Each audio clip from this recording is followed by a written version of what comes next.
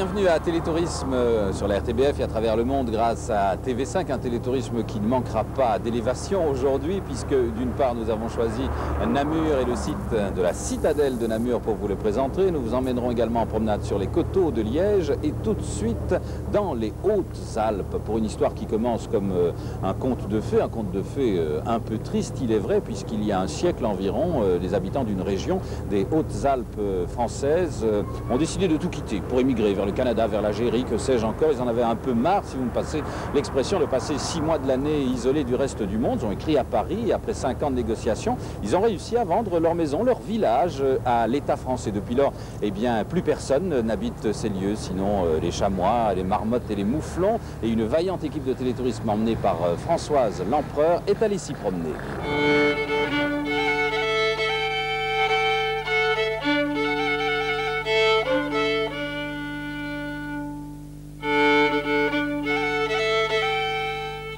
Dans le département des Hautes-Alpes, Poitiers-Gap, à un peu moins de 2 heures de route au sud-est de Grenoble. Et c'est tout, car pour situer le dévolu, il n'y a pas d'autre référence. Ici, c'est nulle part aujourd'hui, même si au siècle dernier vivaient plusieurs centaines d'habitants dans des villages appelés Rabiou, Recourt, Les Sauvasses ou Agnelles.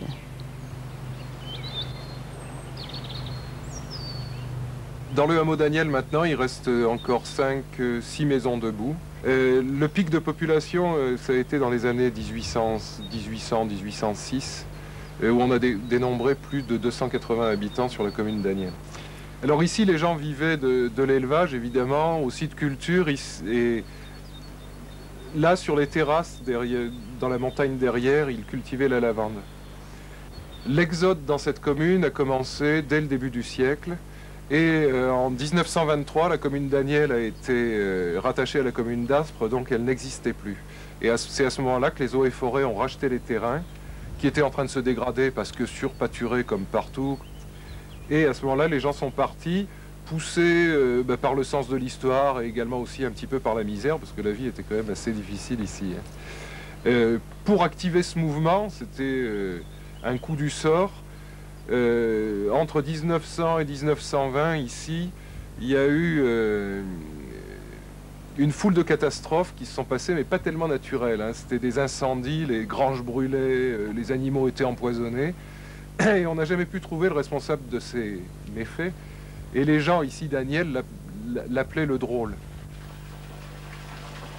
Parmi les ruines, une fontaine. C'est celle de la maison forestière qu'a gardé ici l'Office national des forêts, comme dans tous les hameaux de la région.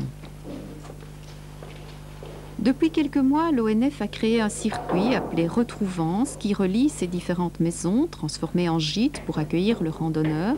Gîtes confortables avec cuisine équipée, chambre double, salle de bain avec eau chaude et froide, électricité micro-hydraulique ou solaire.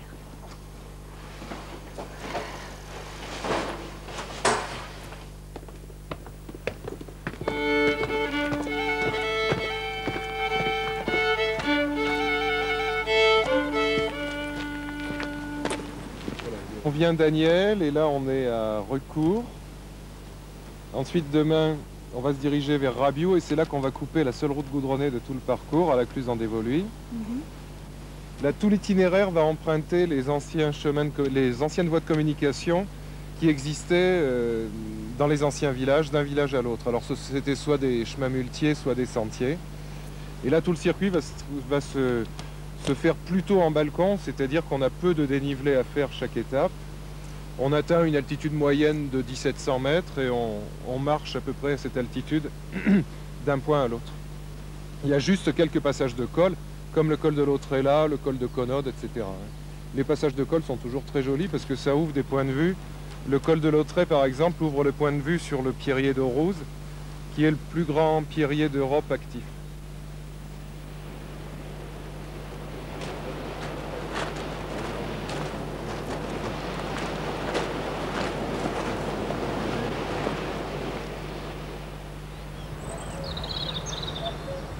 On est ici en forêt domaniale des Sauvasses, sur le site de Rabiou. Et le gîte que nous avons rénové constitue le dernier bâtiment témoin du village. Il faut savoir qu'en 1894, il y avait encore 70 personnes qui vivaient ici sur le site. Et au début du siècle, autour de 1900-1910, il y avait encore 12 enfants scolarisés à Rabiou. Et à cette époque-là, la vie se développait ici. Et elle s'était déjà développée depuis le 12e, 13e ou 14e siècle. Ça fait que pendant des siècles, des gens ont vécu là. Et ils cultivaient derrière, là, tout ça, c'était des champs maintenant où il y a des arbres. Et on dit même qu'ici, à Rabiou, c'était l'endroit où les blés mûrissaient en premier sur toute la région.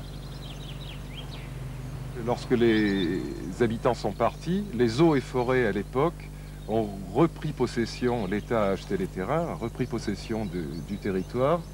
Et pour restaurer les terrains en montagne qui étaient dégradés, on a fait des plantations de mélèzes, de pins, etc.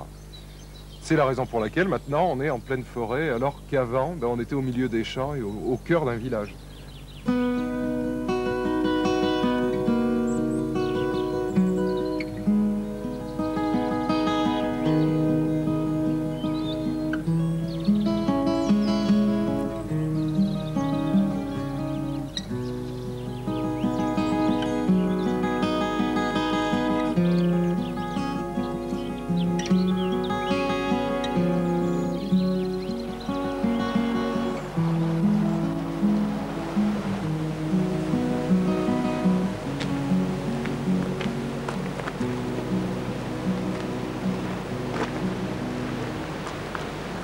Ici au Sauvas, on a un milieu naturel absolument fantastique, très joli. Il y a de la belle forêt avec des pins, des mélèzes, etc. Et ce milieu naturel extraordinaire avec une faune très variée, plus de 100 espèces d'oiseaux, etc. Et ben, c'est un milieu totalement artificiel parce qu'il y a 100 ans, il n'y avait pas un arbre.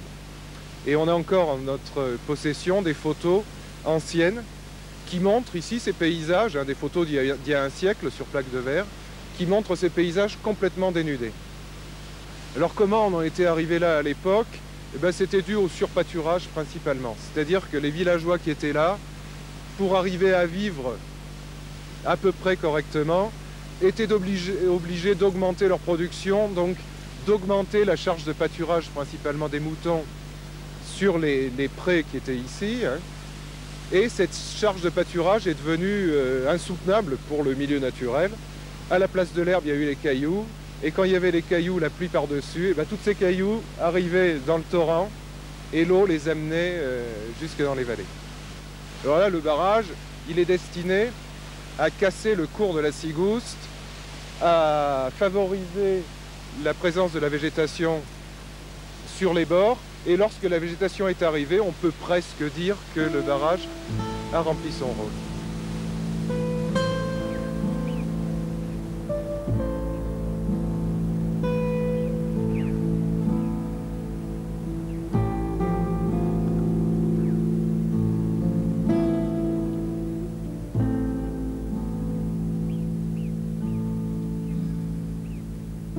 Cette photo du début du siècle, on distingue en bas à gauche un village, Chaudun, aujourd'hui englouti par la végétation.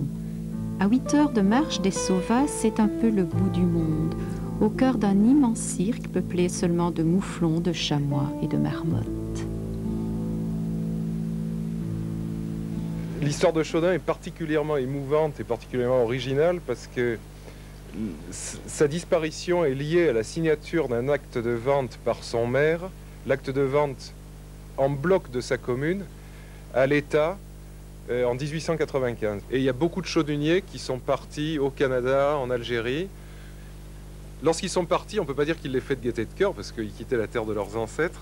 Et il y a le récit de M. Chabre, qui était un habitant de Chaudun, tout de suite après l'acte de vente, qui disait: quand les gens ont dû quitter leur village, ils ont tous pleuré et n'auraient plus voulu partir. Mais il était trop tard.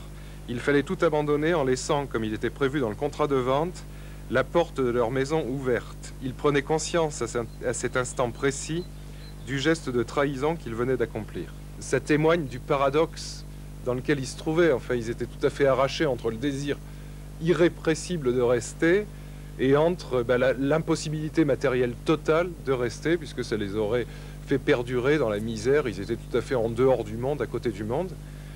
Maintenant, dans le cirque de Chaudun, On a sauvegardé les 2 dernières maisons du village.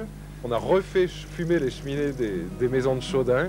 On peut dire la renaissance de Chaudun d'une certaine manière.